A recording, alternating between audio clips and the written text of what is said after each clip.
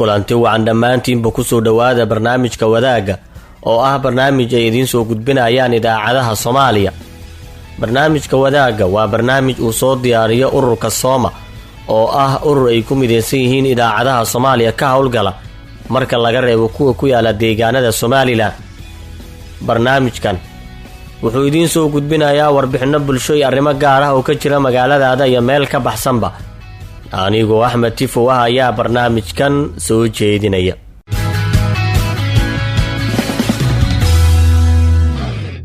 maantana waxaan ku eegi doonaa wiil qaba baahiyo gaar ah oo tartan loo galay si loo shaqaaleysiiyo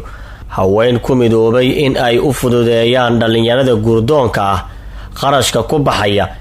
iyo warbixin aan idinkaga hayno dhakhaatiir si bilaash ah guryaha ay degan yihiin dadka nugul kaga buufiyay cudurka corona.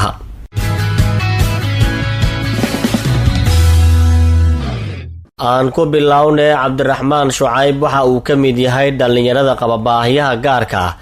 ee ku nool Muqdisho kuwaas oo u dhabar adeegay inay waxbarashada meel sare ka gaaraan. waxa uu hadda ka mid yahay dhalinyaro dhawaan dhameysatay heerka koowaad ee jaamacadda. Cabdiraxmaan oo walwal xoogan ka qabay halka uu shaqo ka heli doono marka ay dhammaato heerka koowaad ee safarkiisa waxbarashada ayaa mar kaliya waxa uu fursad u soo bandhigtay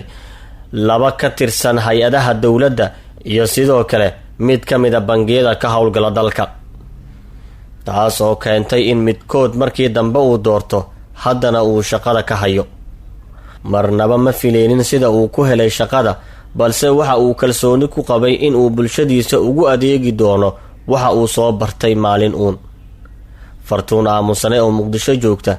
ayaa sheekadan nooga soo diyaarisay. Cabdiraxmaan Shucayb Maxamed oo 30 jir ah qaba baahiyaha gaarka ayaa muujiyay dadaal xoogan 4 sano ee la soo dhaafay ee uu dhiganayay jaamacadda Himilo ee Muqdisho ku taala, isagoo oo ahaa qofka kaliya ee fasalka dhigta ee haddana qaba baahiyaha gaarka. Cabdiraxmaan oo dhameystay bartamihii bishan heerka koowaad ee jaamacadda ayaa helay fursad aysan helin saaxiibadii la qalinjibiyay, maadaama in la shaqaaleysiiyo ay goobta xafladda qalinjibinta ka dhacaysay ay ka sheegeen ilaa 3 goob. 2 ka mid ah ay ahaayeen kuwa dowladeed iyo mid rayid ah oo uu ku qanciyay dadaalkiisa. waxa uu sheegay in uusan marnaba filaynin shaqadan hadda uu ka helay bangiga Premier Bank oo ka mid ahayd kuwii uu sameeyay ballanqaadka shaqaaleysiinta, balse uu isaga doorto tani. Cabdiraxmaan ayaa hadda aaminsan in tani ay tahay bilow u wanaagsan noloshiisa oo ay wax badan ka bedeli doonto, sidoo kalena uu rajaynayo in mushaarkiisa uu ka caawiyo hooyadiis si looga bixiyo waxbarashada caruurta isaga la dhashay ee aadaa dugsiyada iyo iskuulada. wallaahi alxamdulillah, horti aniga qalinjibinta markaa u imaanayay kuleyto waa iska soo istiqaareystay, ilaahay aan iska soo bariyay. jaamacaddii markaan imaadayna kuleyto farxaddaas horta wax wali iiga weyneed. farxaddii anigoo haysta waxaan sii helay farxad kale oo 3 shaqaaliye balqaaday, 2 shaqo dowladda ah iyo shaqo oo company Premier Bank la dhaho. marka shaqooyinkaas marka la ii balqaaday farxaddeedu way sii laba jibaarmatay, maasha Allah. Cabdiraxmaan Shucayb oo dhameystay kulliyadda xisaabaadka ee jaamacadda Himilo ayaan ku dhalan naafanimada, balse isaga oo jiro 8 sano ay xabad wiiftaa kaga dhacday lugaha isaga oo xilliga joogay dugsi quraan ku yaala degmada Dharkeenley ee Muqdisho oo uu quraanka ka baranayay. waxa uu sheegay in la geeyay dhowr isbitaal, laakiin markii dambe lagu wargeliyay in aan wax laga qaban karin xaaladiisa caafimaad, balse taas kama aysan reebin in uu sii wato waxbarashadiisa, maadaama ay hooyadii u sheegi jirtay markasta in ay tahay mid uu ku gaari karo, isaga oo ka qaaday dhiiranaan fara badan. uma sahlanayn inuu heerkan soo gaaro isaga oo aan adimihiisa ku socon karin, isla markaana aan haysan gaari ay kaashadaan dadka naafada ah, maadaama uu ka dhashay qoys sabool ah. waxa uu u dhabar adeegay heerarka kala duwan ee iskuulka iyo 4 sano ee jaamacadda. maalmaha qaar oo ay xayiran yihiin wadooyinka Muqdisho gaadiidka dadweynaha aanu shaqaynayn, waxa uu muddo dhowr saacadood ah u gurguuran jiray jaamacadda. wallaahi aniga xeerta dhiirigeliyeyga ugu weyn wuxuu ahaa hooyaday macaan oo marna saaxiibo aan ahayn mar waliba culays ugu imaaday dhihi jirtay bal waxbarashada ha ka caajisin waa midda keliya ku anfici doonta mustaqbalka aad ku noqon doontid qof weyn oo miisaaniyad leh may walaahi naafanimada kuma dhalan anigoo yar da'adan 8 sano jiro ay xabad igu dhacday waliba xabadaas markii ugu dhacaysa la yaabay lahayd waayo dugsi quraana joogay iyadoo weefta ardaydeeda aan ku dhex jiro ay kaligayga asiibtay alxamdulilah waa qadar rabbi dhibaatooyinka uu soo maray Cabdiraxmaan waxa uu hadda ku hilmaamay in uu gaaray mid ka mid ah himilooyinkiisii waa riyo dad badan oo baahiyaha gaarka ah qaba aan u suuragelin isaga oo hadda rajaynaya in uu sii wato waxbarashadiisa heerka xiga ee jaamacadda waxa uu sheegay in macallimiinta iyo ardada ay ku dhiirigelin jireen waxbarashadiisa waxa uu ahaa arday fahmad badan oo mar walba aan hoos uga dhicin kaalmaha hore marka la shaaciyo natiijada imtixaanka Cabdiraxmaan Shucayb ayaa kula talinaya dadka qaba baahiyaha gaarka ah in aysan isdhigan oo ay qabtaan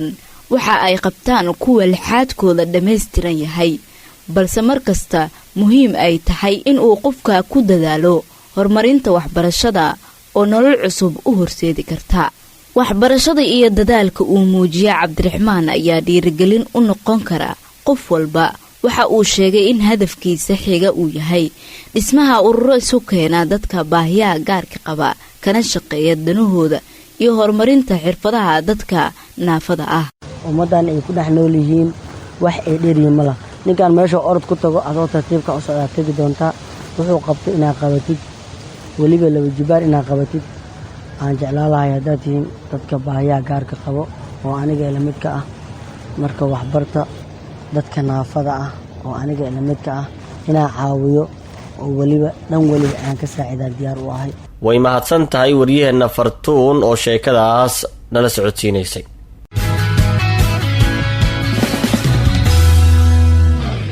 in ku dhow 300 oo haween ah oo ku nool magaalada Beledweyne ee gobolka Hiiraan ayaa isku biirsaday caawinta dhalinyarada guurdoonka ah ee reerkooda ka soo jeeda haweenkan ayaa dhalinyarada ka saacida alaabaha guriga la dhigayo iyo wax walba oo ku baxaya guurka kharash ahaan iyadoo ay hawshan soo wadeen 6 sano ee la soo dhaafay dhalinyaro badan oo walaac xoogan ka qabay lacagaha guurka uga baxaya ayaa ka faa'iideystay iyaga oo sheegay in tani wax badan ay ka tarayso hamiga dhalinyarada guurdoonka ah Shukri Baryare Maxamuud oo ku sugan Beledweyne ayaa soo jeedinaysa warbixin ka hadlaysa 280 haween ah oo ku midaysan magaca kooxda 15 Shumey kana jira magaalada Beledweyne ee gobolka Hiiraan waxay dhalinyarada u fududeeyaan guurka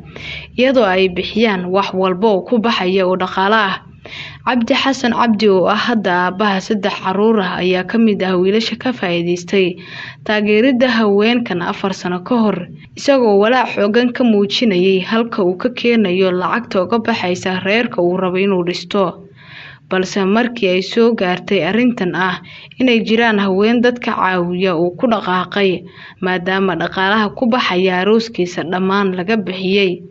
marka laga reebo lacagta uu geynayay gabadha uu guursanayo reerkeeda waxa uu tilmaamay in arinta guurkiisa uu u bandhigay markii hore hooyadiis oo ka mid ah kooxda 15 Shumey kadibna ay ku wargelisay inay jiraan haween ee iyadu ka mid tahay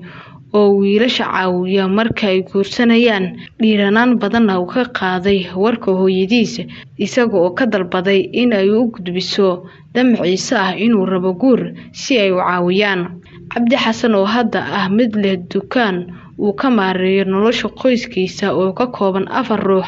ayaa sheegaya in meheradiisa uu ku kabtay lacagihii ay ugu tala galeen arooskiisa kooxda haweenka ah taas oo ka soo hartay guurkiisa tan iyo markaasna uu si tartiib ah u weyneynayay dukaankiisa oo yeeshay macmiil badan oo ku xiran runtii waxaan dareemay aad iyo aad ugu farxay sababtoo waxaan ahayn dhalinyaro oo awoodin in arooska qariskiisa iska bixiyo balse markii ay iga caawiyeen runtii farxadaan dareemay oo aad iyo aad ugu mahadcelinaa ururka caqabadaha ugu weyn ee hortaagnaa waxay dhaqaale yaro wadanka shaqo kama jirto dhalinyarada ahnay shaqooyinka wadanku ay iska yaryihiin fursado badan ma jiraan caqabada ugu weyn ee naga hortaagneed ayaa dhaqaale yaro hadda shaqo sidaa weyn ma qabto, shaqadeedu waxay tahay dukaan yar magaalada ku leeyahay taa oo biilka iyo masruufta qoyskayga caawiso. Maryan Maxamed Muuse oo ah gudoomiyaha kooxda ayaa sheegaysa inay arkeen caqabado guurka ah oo haysta dhalinyarada kadibna ay go'aansadeen inay saacidaan iyagoo lacag isku daraya marka la sheego inuu guursanayo wiil qaraabadooda ah ama ay dhashay mid ka mid ah haweenka kooxdana. Waxay tilmaamtay in wiilasha ay ka caawiyaan lacagaha ku baxaya alaabaha guriga loo dhigayo caruuska iyo sidoo kale raashinka ay isticmaali lahaayeen bisha ugu horeysa aqalgalkooda sida burka, bariiska, sokorta, saliidda iyo dharka ay xiran lahaayeen wiilka iyo gabadha. Sidoo kalena ay jirto in guriga gabarta ay geeyaan dahab loogu talagalay inay xirato caruusada iyo hooyada dhashay si aan wax dayn ah loogu yeelan. Maryan ayaa xusay in kooxdooda haweenka kaliya ka kooban inay caawiyeen in ka badan 100 wiil oo aroos ah tan iyo 2015 oo ay dhisan yihiin kooxda. Waxa ay sheegtay in kooxdan lagu soo wargeliyo bil ka hor guurka inta uusan dhicin, iyaguna ay iska aruuriyaan bil walba lacag dhan $10 oo qofkiiba laga qaadayo. Haddii ay lacagta soo hartana ay ku wareejiyaan si wadajir ah lamaanaha. kooxdan in la aasaasa sababta ka dambaysa waxay tahay inaan istaakulayno kii gabar haday tahay iyo wiil haday tahayba aan guurino aqalgeysmadoodii aan sharaf iyo nidaam ku geyno. caqabadaha kale sababay waxay yihiin markii hore dadka waa dad iska danyar oon waxba haysanin, guurkiina diyaar u ah. marka haddii ay sameeyeen intay baqaaro tagaan ay raashinka soo qaataan ay baxaan ay alaabo soo deensadaan kadib markii arooskii uu dhamaado la qabsado oo la dacweeyo ay xirig u mutaystaan, markaasaan go'aan ku gaarnay inaan istaakulayno. Waxaa jira dhalinyaro badan oo ka faa'iideystay kaalinta haweenkan ka dhisan magaalada Beledweyne oo hadda ah kuwa reer leh, iyagoo markii hore ka walwalsanaa dhaqaalaha uga baxaya arooska maadaama aysan ogeyn meel ay ka keenayaan lacagaha ku baxaya guurka. Sidoo kale Cabdiraxiin Jimcaali oo sanadkii hore dhameeyay jaamacad kana walwalsanaa lacagaha guurka uga baxaya maadaama waabihii geeriyooday isaga oo yar, gabadha ay isjeclaayeenna ay ka dalbanaysay inuu guursado balse isagu uu ka cagajiidayay.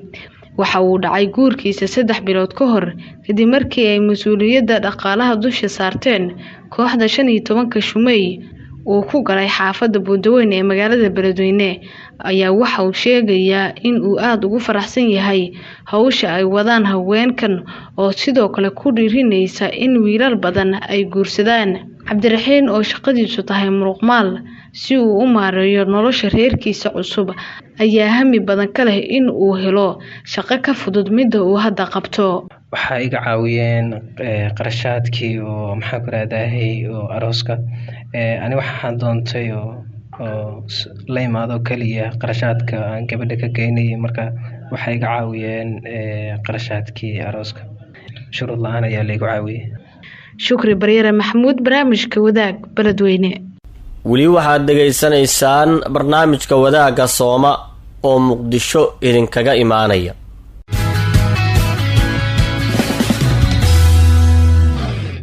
wasaaradda caafimaadka ee dalka ayaa sheegtay in ay kordheen tirada dadka uu soo ridanayo cudurka koroonaha oo hadda gaartay in ka badan 19,900 oo qof, halka ay ka soo kabteen dad ka badan 9,500 oo ruux. waxaana u geeriyooday dad kor u dhaafaya 1,100 qofood sida ku cad xogtii ugu dambeysay ay soo bandhigtay wasaaraddu. si looga jawaabo baahiyaha jira ayay koox dhakhaatiir ah waxa ay howlgal buufin ah ka sameeyeen goobaha waxbarashada sida dugsiyada qur-aanka, iskuulada, jaamacadaha, guryaha ay degan yihiin dadka soo barakacay iyo meelo kale. ma jirto wax lacag ah oo ay dadkan ku bixinayaan adeega loo qabanayo. ujeedada ayaase ah in si wada jir ah la isaga kaashado sidii looga hortagi lahaa caabuqa COVID-19. sidoo kalena waxaa jirtay tababar la siiyey dadka ku nool xerooyinka dadka soo barakacay. Maxamed Xasan oo Muqdisho jooga ayaa ku eegaya warbixintan soo socota. in ka badan 200 oo qoys oo ku nool kaamamka ku yaala duleedka caasimadda Muqdisho ayaa loo qabtay tababar bilaash ah oo la xiriira sida looga hortegi karo halista xanuunka dunida saameynaya ee corona iyo buufin loogu sameeyey kaamamka ay degan yihiin. Dr. Faris Daahir Axmed oo ah gudoomiyaha ururka Somali First Aid Association oo ay ku midaysan yihiin dhalinyaro bartay cilmiga caafimaadka isla markaana si bilaash ah ugu adeega bulshada ayaa sheegay tan iyo markii uu soo labakacleeyay xanuunka ay howlgal buufin ah ka sameeyeen goobaha waxbarashada sida dugsiga quraanka, iskuulada iyo jaamacadaha, masaajida iyo xarumaha caafimaadka gaar ahaan isbitaalada oo ugu horeeya isbitaalka Martini ee lagula tacaalo bukaanada uu soo rito COVID-19. waa talaabtii ugu horeysay oo inta la ogyahay bahda caafimaadka ay hab safmar ah mar kaliya ugu fuliyaan caasimadda oo kamid ah meelaha uu COVID-19 si ba'an ugu faafay tan iyo bilowgiisa. tan iyo ilaa COVID-19 uu Soomaali u imaaday waxaan bilaabnay in aan ka shaqeyno environmental disinfectant inaan jeermiska ka dilno meelaha dadka isugu yimaadaan sida goobaha waxbarashada sida iskuulada, jaamacadaha iyo dugsi quraanka. sidoo kale waxaan jeermiska ka dilnaa ama aan go'aansanay inaan jeermiska ka dilno goobaha cibaadada masaajidada kale, dugsi quraanka, hospitaalada. gaar ahaan waxaan jeermiska hore ugu dilnay xarunta karantiilka COVID-19 ee isbitaalka Martini iyo isbitaalo kale oo badan.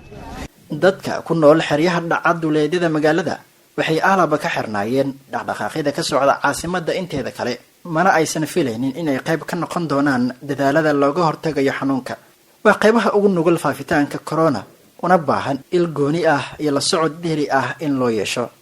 Xamar Xaaji Maxamed oo ku nool duleedka Muqdisho gaar ahaan Garsbaalley waxay ka faa'iidaystay tababarkan. waxay ka waramaysaa tababarkan aysan horey u qaadan isla markaana hoygooda loogu sameeyay buufin. maasha Allah wax weyn inoo qabteen dhalinyarada caafimaadka geedihii iyo guriyihii wixii dhan waa naga buufiyeen si qaabkii iyo nidaamka ah wax uu isticmaalo leh waa noo laga wacyigeliyo waa noo la sheegay cayayaanka iyo wixii dhan waa laga soo buufiyay guryaha ilaa iyo santarka iyo allahan oo dhan way tageen saa wax uu isticmaaleen saa wax uu kala sameeyay lehna waa nala fahamsi weenu ku mahadsan waa u mahad celinaynaa si bilaash wax noogu qabteen guryaha waa noo la buufiyay santarka waa la buufiyay maasha Allah saa wax uu isticmaalo leheen isaa oo cudurka uga hortagi leh wax dhanna waa noo la wacyigeli weena noo la sameeyay wacyigelin hadda ka hor waa jirtaa laakiin maanta oo kale ma arkin maanta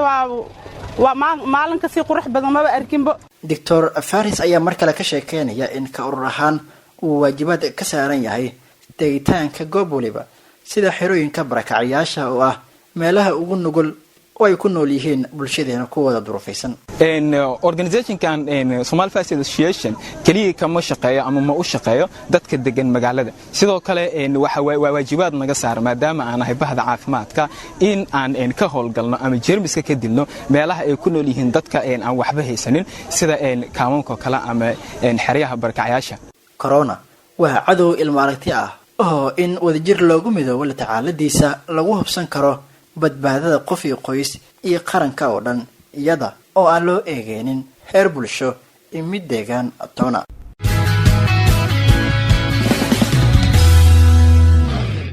intaas ayaan maantana kusoo gabagabeynayaa barnaamijka wadaagga Sooma. waxaanse dhagaystayaal idinkaga tegayaa su-aasha sidee dadka qaba baahiyaha gaarka ah ula mid noqon karaan dhinaca shaqooyinka kuwa kale. nala wadaag aragtidaada adigoo la soo xiriiraya taleefanada idaacadan. mahadsanidin.